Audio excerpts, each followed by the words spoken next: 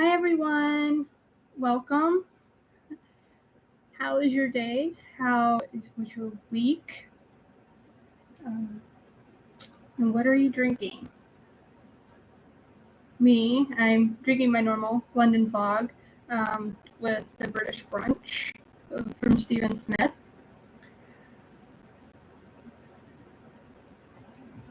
This is typically my first tea of the day. I like to have a London Fog in the morning with the steamed milk and vanilla and stevia. Um, that's kind of my first morning quote unquote coffee. That's my tea. I like to have that first thing in the morning, and then everything else, I'll have different teas throughout the day when I do have teas. So normally, if I'm having something different, it's either because I'm out of milk or out of the tea, like the tea for the London Fog. So you can do different ones. Typically, it's Earl Grey, or English breakfast. I like the Earl Grey. Stephen Smith has a one called Portland Breakfast, which is really good. For some reason, the English breakfast, I don't know, there's some ingredient or something in it that just does not quite settle with me well. So, but the Portland breakfast is really good. It doesn't have that ingredient. I haven't quite figured out what it is yet. But anyways, not of importance. And so, but there's different types of black tea that you can use to substitute instead of doing the Earl Grey to kind of do the London Fog. So that's what I do. So normally if I have any other tea first thing in the morning, it's because I'm probably out of one of the ingredients with it. But anyways, so today we're going to talk about sound healing and sound therapy. Yes, they're two different things. Sound healing, you have different things like sound bath or sound or music therapy. We're not going to get into music therapy today. We're going to do I'm going to do a whole completely different show on music therapy alone because there's so much in that. But we are going to talk about sound bath or sound bathing.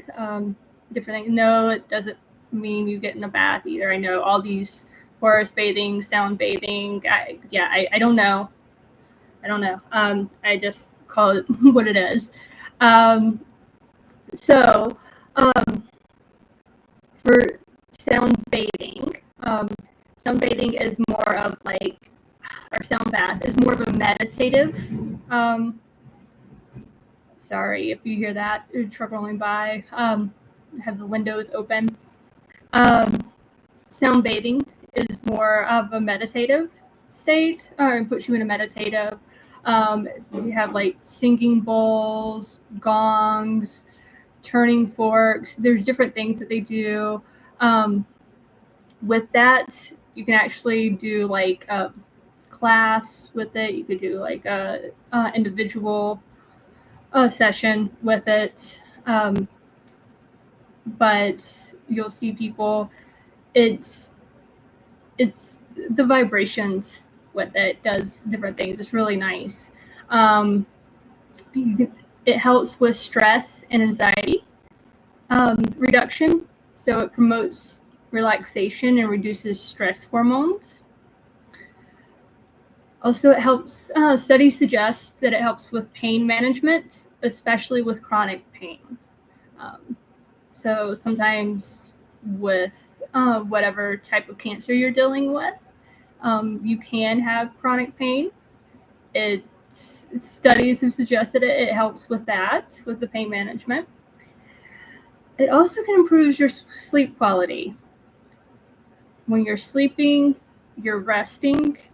When you're resting, your immune system and body can do what it's supposed to do. It can rejuvenate, it can heal you, it could help do that. So improved sleep quality is always good. And plus, you get up the next morning feeling refreshed, able to do what you need to do. It also can enhance emotional well-being. It can increase body awareness and promote a sense of connection with your body. the one time you don't want to feel connected with your body is the time that you're going through this. I say that because your body's going to tell you what it needs, and you need to listen to your body. So whether you need to rest, whether you need to drink more liquids, whether you need to, exercise, it's going to tell you what it needs, and you need to be able to listen to your body. You need to feel connected to your body, and also too, you want to feel like you're doing something for yourself as well, to help you through this. So yes. Then you also have sound therapy. Sound therapy is different from sound bathing.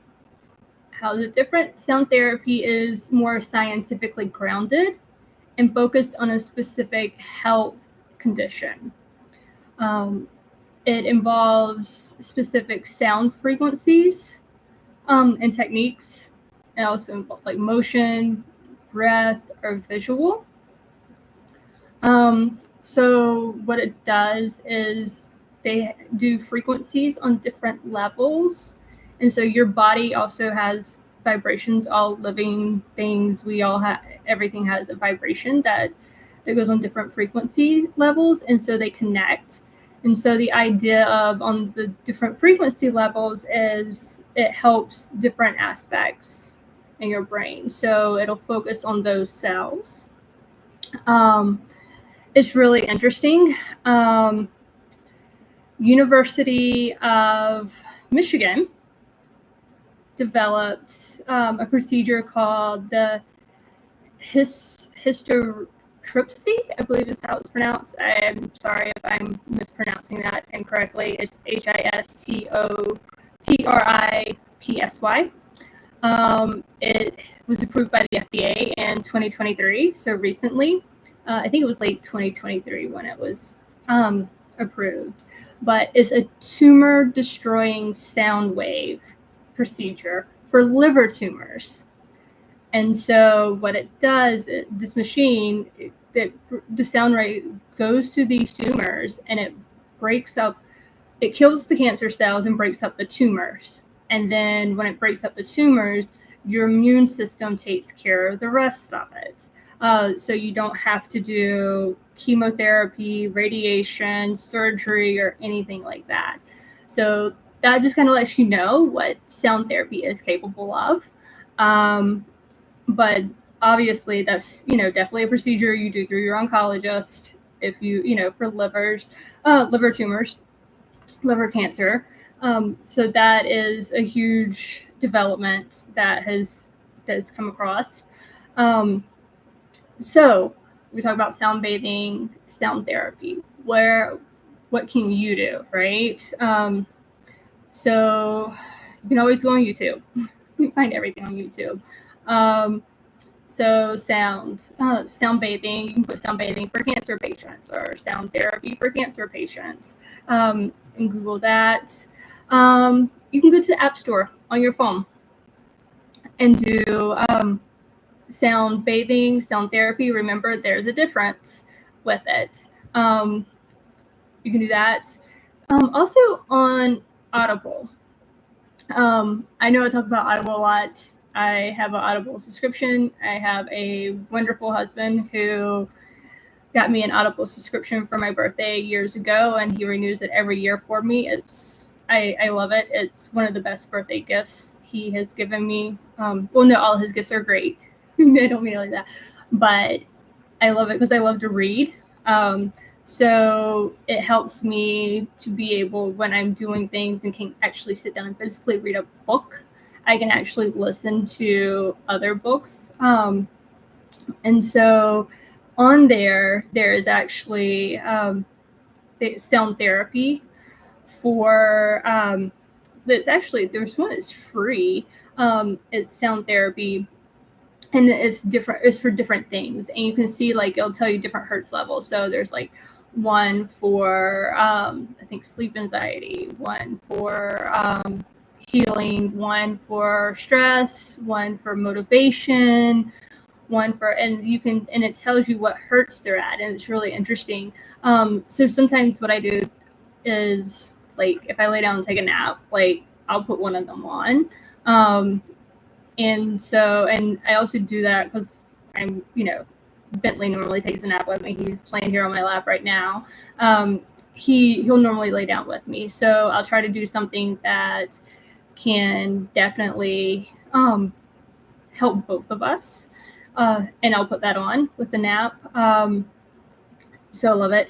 They also have like the meditation sound bathing as well on Audible. Some of them are free, and then of course some of them, you can buy as well through there. And the sound therapy ones are typically like maybe 15, 20 minutes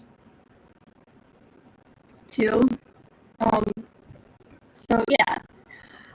Also, another way is a lot of cancer treatment places in your city, if you live in a big city where you get cancer treatment, there are cancer institutions. They're starting to bring a lot of this stuff into their centers. So there are quite a few cancer treatment centers that do sound bathing. Now, the thing with these that I've found that these classes they fill up very quickly. So typically, and people get on a waiting list, and a lot of times that's where they stay, is on the waiting list, because by the time they're finished with their cancer therapies, the classes are still filled up and you can't get in.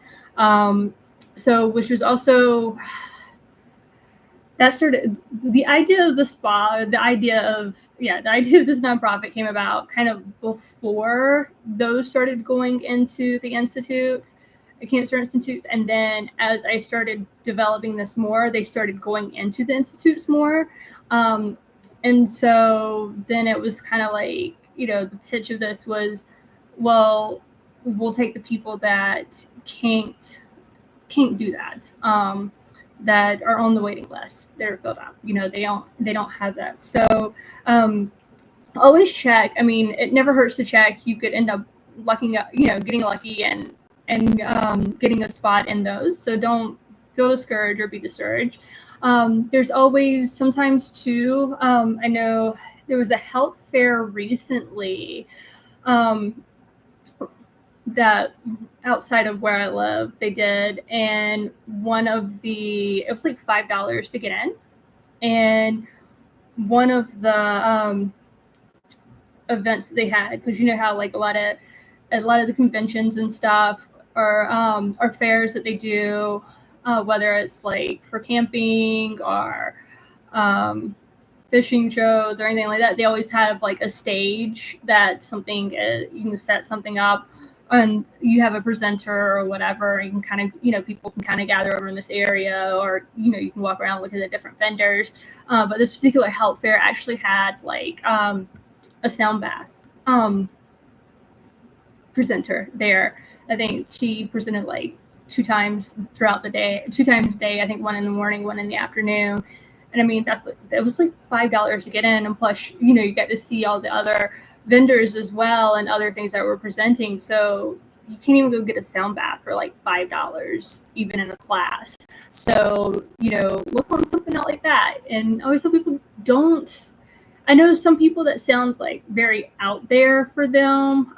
But you know what? Like, try it.